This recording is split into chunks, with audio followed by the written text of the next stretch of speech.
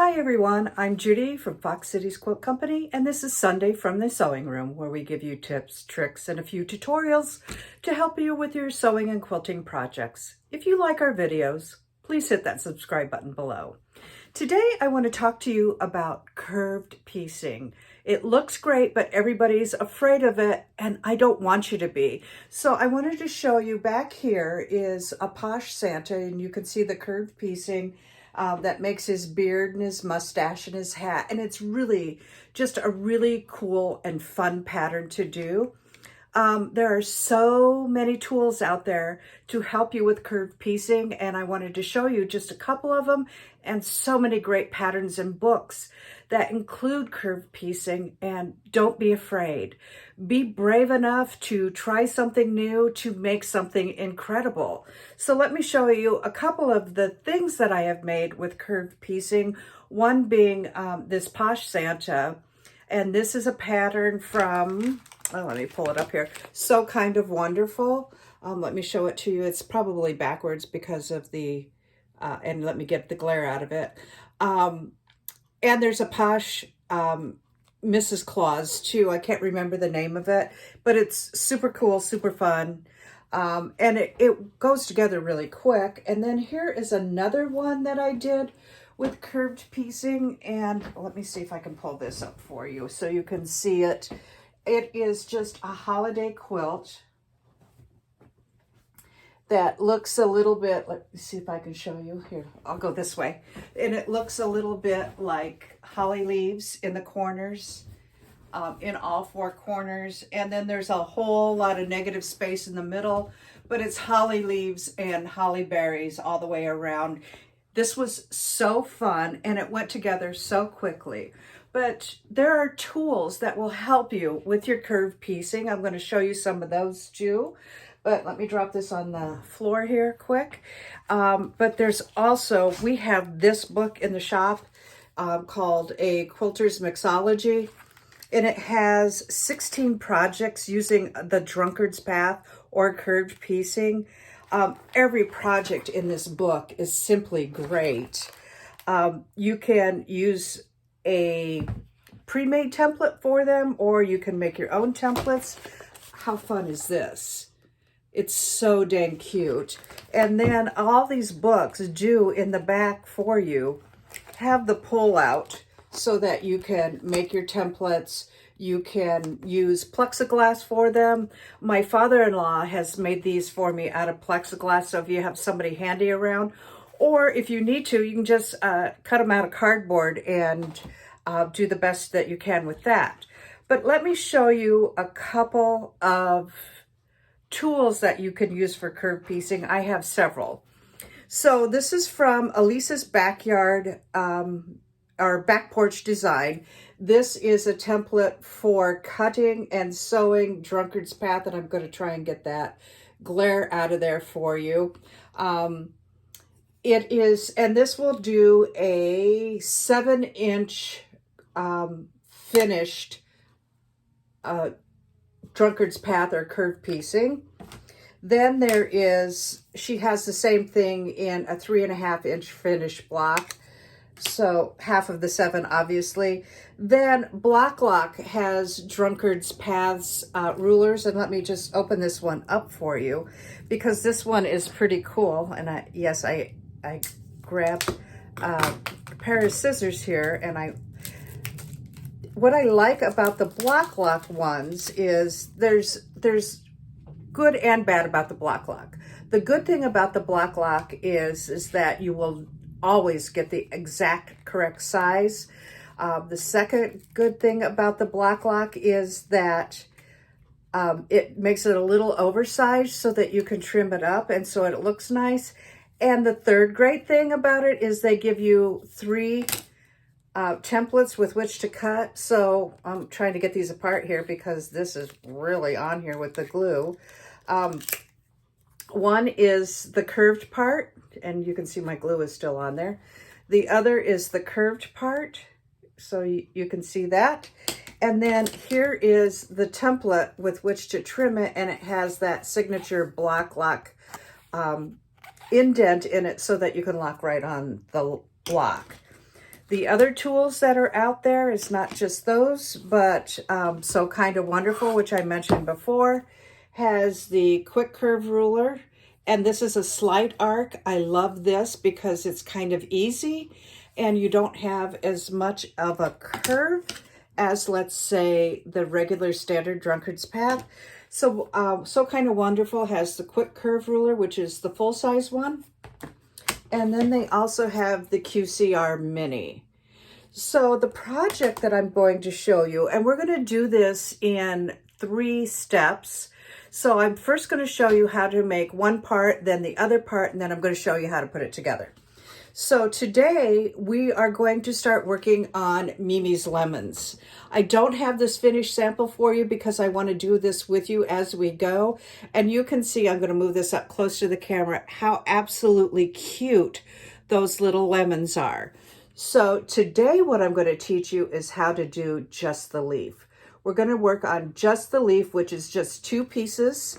And we are going to show you how to do that and how easy the curve is. And then I also want to tell you my tricks from doing curve piecing so many times.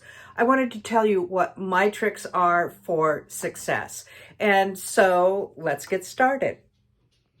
All right, so we're going to get started with Mimi's Lemons. Again, I wanted to tell you this is a Cotton and Joy Patterns that I'm using. It gives you the yardage for everything that you need, and I am going to be making just a table runner. So I'm just going to be making 3 of these.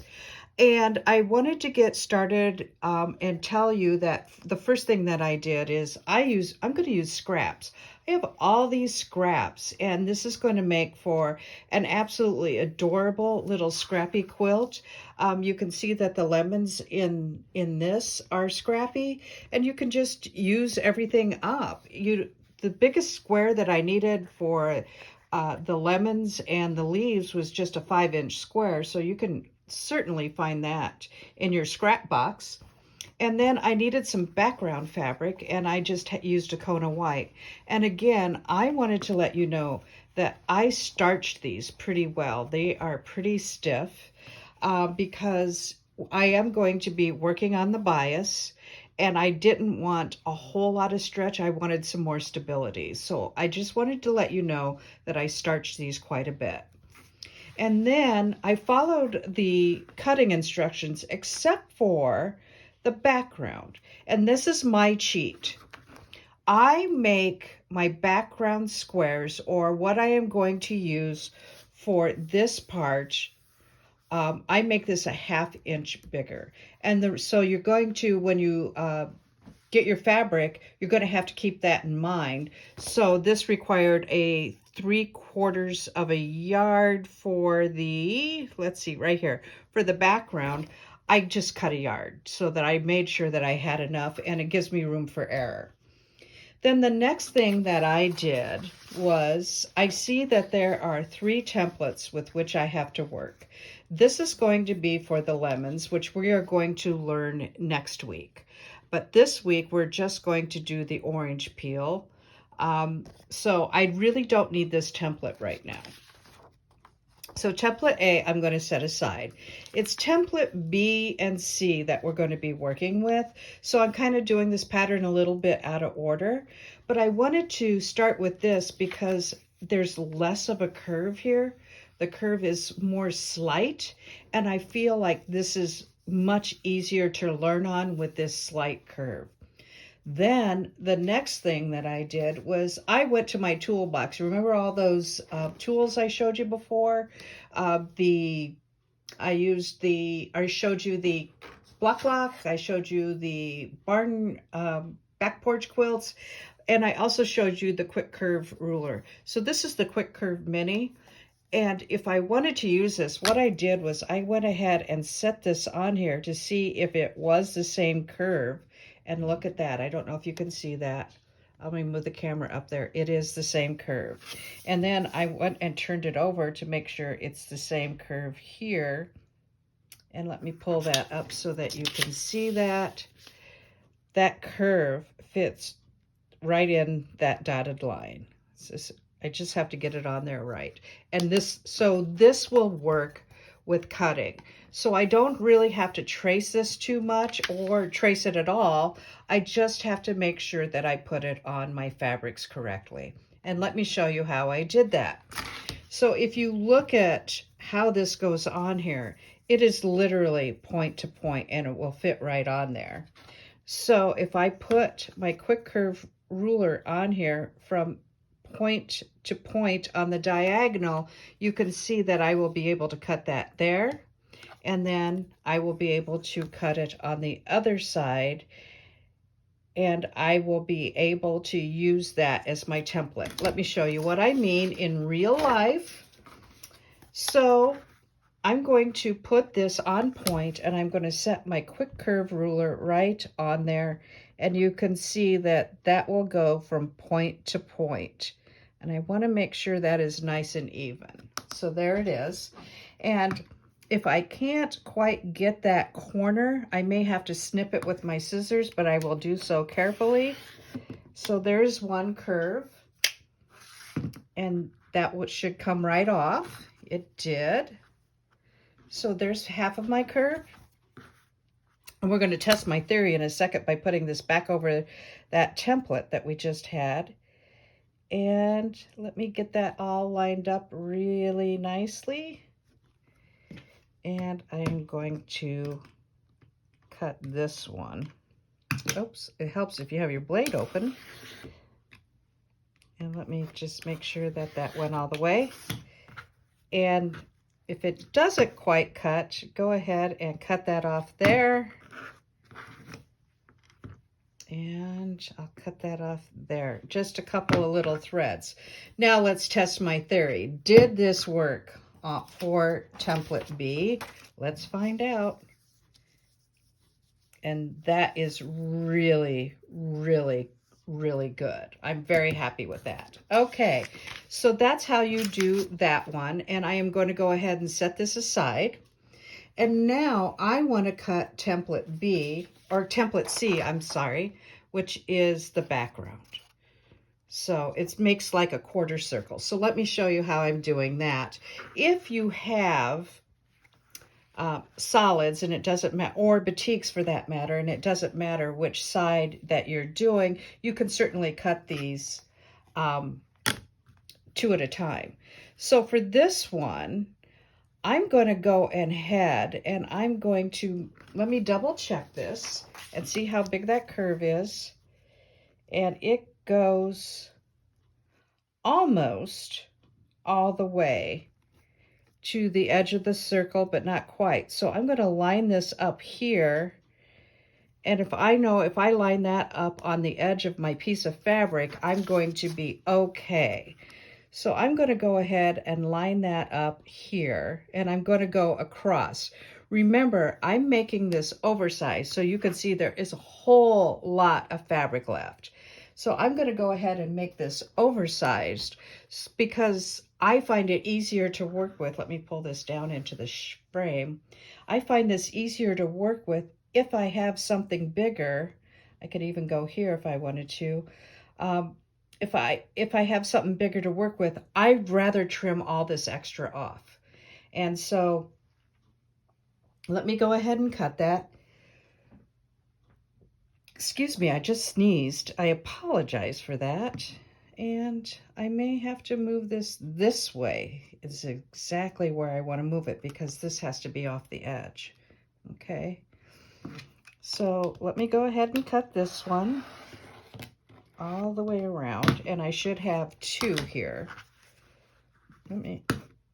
Gotta cut it all. And over here, I didn't quite get it cut. And again, we're gonna test my theory about how this works. And look at that, we're pretty spot on, right on that template. So now what we're going to do, because like I said, I don't mind trimming this extra off. And I'm hoping that it will go over the edges also.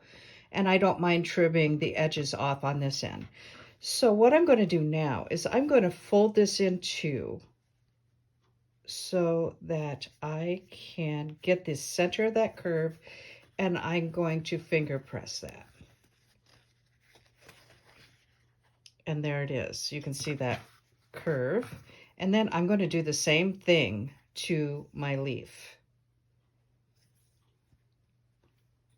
And again, this is called the orange peel block, and I have this in the center. Now be careful when you're doing your finger pressing, because remember, this is all bias, okay? So what I want to do now, and you can pin if you'd like, is I lay right sides together, and I'm going to do this because it doesn't really matter, but then that crease is right in there. So I'm going to set this on here, and let me grab some pins. I am ill prepared right now. And what I am going to do is I am going to pin around this curve. So the first thing I'm going to do is I'm going to pin in the center. And then I'm just going to ease this right around. Can you see that? I didn't pull, I didn't stretch. I just eased that right around, and I'm going to pin there. And I'm going to ease it around again, and I'm going to pin here. And just a hair more.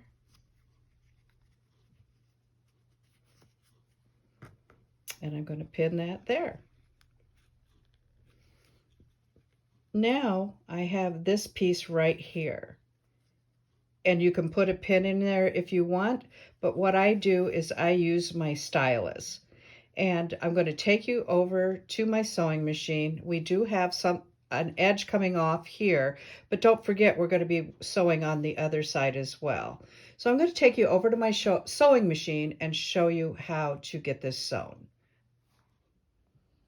So I've gone ahead and I've pinned everything, and you can see I've pinned around that curve, but I have this little lip at the end, and I'm going to show you how to put those together. And I have this little lip at the end too. I'm going to put that into place, and I'm going to show you how I do that. And then I'm going to try, I got the camera in the way, but I'm going to try and show you how I sew this. But this is all pinned, and then I want to show you the back and see how flat that's going to be up against that seam.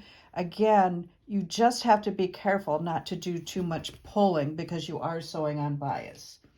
And then what I'm going to do is I'm going to take my stylus, and I'm just going to push that into place as best I can. And with a 1/4 inch seam allowance, I'm going to go ahead and I'm going to stitch around there using my stylus, and that will just ease right in there. Did you see how that little lump just eased right in there? And again, pins are pedestrians, don't run them over. And I'm going to go ahead and sew around here. And I use my, like I said, I use my stylus to kind of hold everything down. I love this stylus. It's a by Annie stylus. I use this a lot. And then I'm just going to ease this all the way around using my stylus and removing pins as I go. And I'm going to keep going.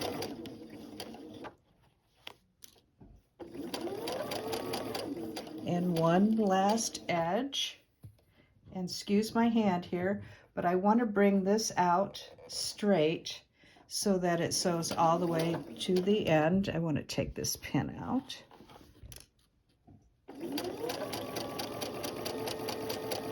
And there we go. And let's take a look at that. Okay, and there it is. Look at that. That was so easy, right? And then here it is on the back. So I'm going to go to my iron, and I am going to press this according to the pattern directions, which I believe is out towards the background. But when I do that, I want to make sure that I don't have any shadow green in the background. If I do, like I see that I have a little right here, I'm going to cut that out so that I don't see that in my quilt. So let me go to the iron and I will show you what that looks like when we come back. And then we're going to sew the other half. All right, so I've pressed that so it's all nice and flat, and I wanted to show you that. And there are no lumps or bumps because I was careful in easing that around, and there's what the back looks like. I also checked to make sure that I don't have any green shadow sticking out because I don't want that green to pop out of there for when it goes to get quilted.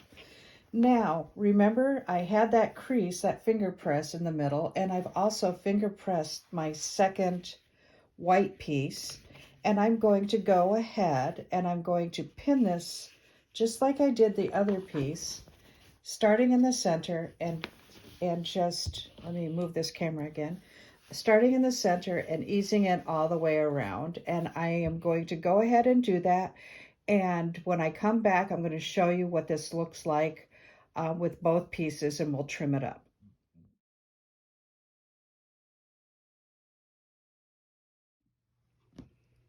So here's my block. I got the other side on. You can see that that is nice and flat. It's nice and flat on both sides.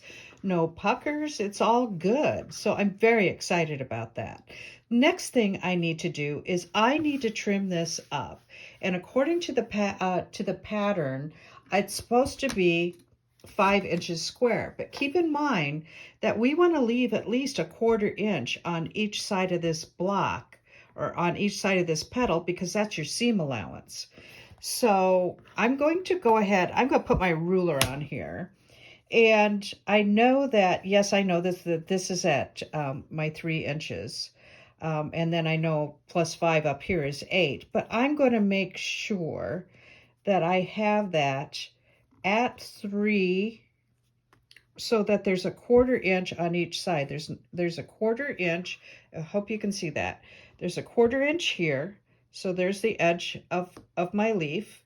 And then I also have a 1/4 inch down here. Actually, I'm going to pull this down just a hair, because what I need to do, and I'm going to straighten this up. I want to kind of show you the process, because what I need to do is trim this so that we have a good 1/4 inch on each side. I'm going to turn this just a hair. And if I go up to here, you can see there's a 1/4 inch away from there and a 1/4 inch away from here. So I'm thinking that this is pretty square. If it's not, don't lose any sleep over it, because here's the great part. This does not line up with anything. It kind of just floats out there. So if it's absolutely not perfect, who's going to know? So I'm going to go ahead and trim that up there, because then I'll have a good straight edge. So now I'm going to turn this, and I know that block is supposed to be 5 inches. So now I am making sure that we're a 1/4 inch away from here, which we are, and a 1/4 inch from here. So you can kind of see where I'm going with this. Let me see if I can get you closer. And let me move this back up into the shot. Let me get you closer. So this square is supposed to be 5 inches. So I have this lined up right here. So there's my 1/4 inch that way. And let me use a different mark so you can see the black as well. So I have it, so it's a 1/4 inch here and a 1/4 inch here. And that looks really good to me. I have extra up here. I don't mind. Just do this. Oh, I gotta get that square. Now we're at 1/4 inch and a 1/4 inch. I like that. I wasn't perfect to begin with, and so that I can kind of show you. There we go. So we're a 1/4 inch from here and a 1/4 inch from there on both sides. And I'm going to go ahead, and now I have 2 straight edges. So now if I turn this, I am confident I can go to my 5 and my 5 here. And I can still see that I'm still a 1/4 inch away up here. So there's that side. And now I can turn this way and get it to a perfect 5. And look how spot on we are here and spot on we are there. So you can see, if you have extra background, it's so much easier to work with it and kind of jimmy it around and finagle it so that you can get a perfect 5-inch square, which is what we need for our pattern. So again, we're doing the orange peel. I like to do this one first because it has less of a curve. And next week we will do the quarter circle. So that's curved piecing for this week. This is my square that I just made. It was not hard. Be brave. Be brave enough to try something new and make something great. It's all about learning. It's all about being creative, and it's all about having fun. And these are really, really a lot of fun once you get them down, and just be patient with them. This is Judy from Fox Cities Quilt Company. Thank you so much for watching. Bye-bye.